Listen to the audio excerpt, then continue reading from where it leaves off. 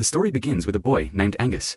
His mother sent him to swim in the sea, but he chose to sit quietly on the shore instead. Suddenly, he noticed a large egg half buried in the water. He took it out and studied it carefully, just as his mother arrived and told him to come home. Angus quickly hid the egg in his bucket and followed Annie back.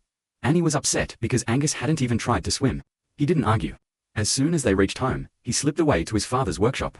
Soon, his sister Christy returned and asked Annie what Angus had done at the sea today. Annie replied that he just sat alone as usual. Meanwhile, Angus put down his things in the workshop, which belonged to his father Charlie, who was away fighting in the army. Angus looked at his father's picture, then at the calendar, wondering when Charlie would come home. Next, he washed the egg, peeled off its outer layer, and was amazed to see a bright blue interior. Before the egg could hatch, Annie called him again, so he left it behind and hurried inside. That night, heavy rain began, and Angus feared the egg wouldn't be safe in the workshop. He dashed back in the downpour, only to find it had already cracked open. He peered inside, and saw a strange creature. When he reached out, it snapped at him, and Angus realized it was probably just hungry. He sprinted to get some food, and when he returned, the creature was calmer as he fed it. Angus was gently feeding his new friend when Annie called once more. Reluctantly, he went to bed. The next morning, Angus woke to find a squad of soldiers at his door. He, Annie, and Christy greeted Captain Hamilton, who explained that enemy forces might try to invade by sea. His soldiers would stay at their house and prepare to defend the coast. The soldiers brought in supplies and set up their stations. Annie told Christy and Angus to stay in their room. Later, Angus went to the library to find a book about the mysterious creature. With the book in hand, he hurried back to the workshop, only to find it in chaos and the creature chewing Charlie's boots. Realizing it was still hungry, Angus went to the kitchen for more food. But Sergeant Strunk, the army cook, stopped him at the door. Angus pleaded that the creature needed to eat, but Strunk refused. Then, Angus offered to take out the kitchen garbage, and Strunk agreed. Using scraps from the bin, Angus fed his new friend, who ate eagerly. Angus named him Crusoe. After eating all the scraps, Crusoe swam happily in a bin of water that Angus filled. Meanwhile, Captain Hamilton drilled his men relentlessly, insisting they stay ready for an enemy attack at any moment. Angus left Crusoe alone in the workshop and slipped away so Annie wouldn't notice. Later, a man named Lewis arrived in town and went straight to the workshop where Annie was working. He asked for a job, and Annie told him he would first have to clean the entire workshop. Lewis agreed and started right away. While cleaning, he carried out the dustbin where Angus had hidden Crusoe. When Angus saw this, he raced over to stop Lewis, but the bin was empty. Angus demanded to know who Lewis was and what he was doing in his father's workshop. He reminded Lewis that his father, Charlie, would soon return from the war. Lewis replied, "Look, brother, your father can claim the workshop when he comes back, but until then, I'm in charge here." Realizing Crusoe was in danger, Angus hurried back inside, then began searching the house for a safe spot. Meanwhile, Crusoe had slipped into the house. Sergeant Strunk's dog, Churchill, spotted him and chased after him. But the dog was chained and couldn't catch him. Crusoe darted into the bathroom just as Christy walked in. She screamed and ran upstairs. Angus calmed her down and explained that Crusoe was his pet, hatched from the strange egg he'd found by the sea.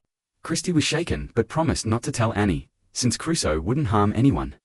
Back in the workshop, Annie handed Lewis some of Charlie's clothes to launder. Lewis hesitated and asked if Charlie might never return. With a heavy heart, Annie admitted that Charlie had died when his ship sank at sea. Then Annie asked Lewis to fix a leak in the bathroom. When Lewis knocked on that very bathroom door, Angus and Christy tried to keep him out. After a long silence, Lewis threatened to tell Annie what they were hiding. Finally, Christy was forced to open the door. Lewis stepped in and said he'd come to fix the leak. Then suddenly his eyes fell on Crusoe. He froze and nervously asked, "What is that?" Angus told him Crusoe's whole story. Lewis looked surprised and reached out to touch him, but Crusoe snapped at his hand. Lewis exclaimed that Crusoe looked exactly like a seahorse, one of the rarest animals in the world. Legend says only one seahorse exists at a time. When one dies, a new egg hatches and a new seahorse is born. He told them about the seahorse's magical powers just as Annie knocked on the door. Angus begged Lewis to help hide Crusoe, since Annie would never allow him in the house. Lewis agreed. When Annie entered, she saw no creature, though Crusoe peeped out from his hiding spot, and Lewis smoothly distracted her. Later, when Annie stepped outside, she met Captain Hamilton, who invited her to the soldiers' dinner that night. Lewis told Angus they should return Crusoe to the sea, his true home, but Angus refused, insisting Crusoe belonged with him. Soon, the soldiers' dinner began at the house. Angus left Crusoe in the bathroom while he helped serve and forgot to close the door. Crusoe seized the chance and escaped. Meanwhile, Sergeant Strunk's dog, Churchill, caught Crusoe's scent and went wild, searching for him. When Churchill spotted Crusoe, he chased him through the house, leaped onto the dining table, and ruined the entire feast. Everyone scolded Churchill, who was in for a beating. Crusoe darted outside and jumped into the fountain, where he happily found fish to eat. Angus frantically searched for Crusoe. Lewis reassured her he would safely find and return the creature. Angus headed home, and, after much searching, Lewis discovered Crusoe. Now much larger than before, Lewis called Angus, and when Angus saw Crusoe's growth, he realized it was time to let him go. Together, they loaded Crusoe into the back of a truck and drove to the seashore. With heavy hearts, they released him into the water. Angus was heartbroken, but knew he had no choice. The next day, two fishermen, Jimmy and his friend Huey, were out at sea when Huey felt a heavy tug on their rope. As he pulled, their boat began to sink. Suddenly, a giant Crusoe emerged in front of them. Both men were stunned. Huey wanted to capture the creature, dreaming of the fortune it could bring, but Jimmy refused. Crusoe started dragging the sinking boat away from shore. Jimmy cut the rope to save their lives, and as he watched Crusoe swim off, he marveled. He had never seen such a bizarre, magnificent animal before. Meanwhile, Captain Hamilton told Angus that his mother wanted him to begin army training right away. Angus joined the soldiers and helped with their tasks, but after a few days, he grew bored. One morning, he slipped away from Captain Hamilton and ran down to the sea. He shouted for Crusoe, but there was no sign of him. Angus climbed into a small boat and rowed out to look. Soon, Crusoe burst from the water beside him, and Angus was amazed at how huge he had become. With a powerful leap, Crusoe lifted Angus onto his back. Though frightened at first, Angus relaxed and enjoyed the thrilling sea ride. When Crusoe returned him to shore, Sergeant Strunk's dog, Churchill, caught his scent and bolted toward the water. Strunk followed in astonishment. He had never seen such a large, strange creature, and could hardly believe his eyes. That night, Angus excitedly told Christie and Lewis about his adventure. They laughed and cheered, their joy echoing through the house. Annie, watching from the doorway, smiled and turned to leave. Lewis followed her, and Annie thanked him because of Lewis. She'd finally seen her children laugh freely again. Lewis just chuckled and walked away. Meanwhile, Jimmy was telling a reporter named Jock about the strange animal he'd encountered at sea. Jock thought that news of such a creature could attract investors and tourists to the city. Huey argued that the town was fine as it was. But Jock insisted that people had a right to know about a potentially dangerous sea animal. The next day, Hamilton led Annie and her children to a nearby hill to show them his army's preparations and demonstrate the weapons used against enemies. He ordered his men to perform mock attacks on targets hiding in the water. Angus realized this could endanger Crusoe and begged Annie to stop the exercise. Annie couldn't understand his urgency and told him to stand still. Even Christie's plea that Angus was telling the truth fell on deaf ears. The soldiers began firing blanks into the shallows, and Crusoe, terrified, struggled desperately to escape. Jimmy and Jock had come to the shoreline hoping to photograph Crusoe, but the animal remained hidden. Frustrated, they built a crude effigy, took its picture, and published it in the next day's newspaper. A few days later, when Sergeant Strunk saw the image, he recognized the terrifying creature he'd glimpsed by the sea. Strunk and several soldiers vowed to track down Crusoe and kill him. That night, Christie crept into Angus's room. The two ran away from home, guiding Lewis to the seashore to check on Crusoe. Angus called out, and after a tense moment, Crusoe surfaced.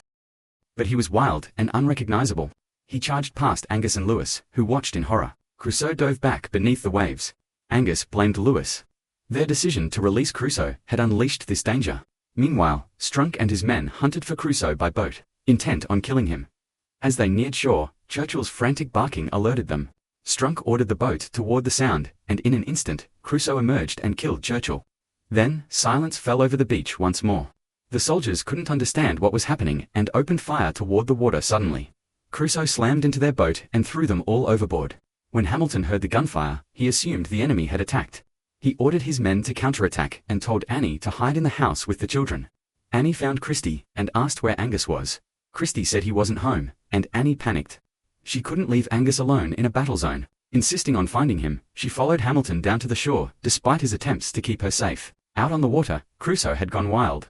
He grabbed Sergeant Strunk in his jaws and tossed him about like a rag doll. Angus arrived just in time and shouted at Crusoe, but the creature ignored him.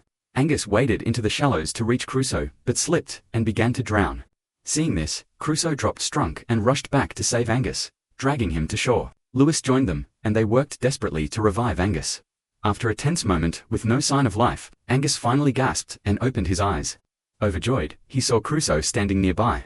Meanwhile, Hamilton learned there were no enemy boats in the area, but he still ordered his men to keep firing at the water. When he waited ashore, Crusoe slipped back beneath the waves. Annie rushed to Angus's side, relieved he was alive. Angus tried to explain about Crusoe, but Annie, thinking it was a child's fantasy, told him to stop imagining things. At that moment, Crusoe emerged from the sea, and Annie realized Angus had been telling the truth. Hamilton stood in stunned silence at the sight of the massive sea creature. Again, the soldiers opened fire at the water. Angus climbed onto Crusoe's broad back to steer him towards safety. Annie, terrified, begged Hamilton to stop the attack. But their radios had gone dead. Hamilton, Lewis, and Annie piled into a small boat and chased after them. Crusoe swam swiftly, but he ran headlong into a net the soldiers had laid to trap enemy vessels. Struggling against the mesh, Crusoe became entangled and fought to break free. When Hamilton's boat drew alongside, Lewis shouted for Angus to jump aboard. Before leaving, Angus leaned down and whispered to Crusoe, "You're my best friend. I'll never forget you." Then he dove into the water and scrambled into the boat. With one mighty leap, Crusoe cleared the net and dove back beneath the waves. Annie, Lewis, and Hamilton cheered. Crusoe was free and safe at last. Did you enjoy this adventure, or did it seem a bit childish? Let us know in the comments so we can bring you even better stories next time.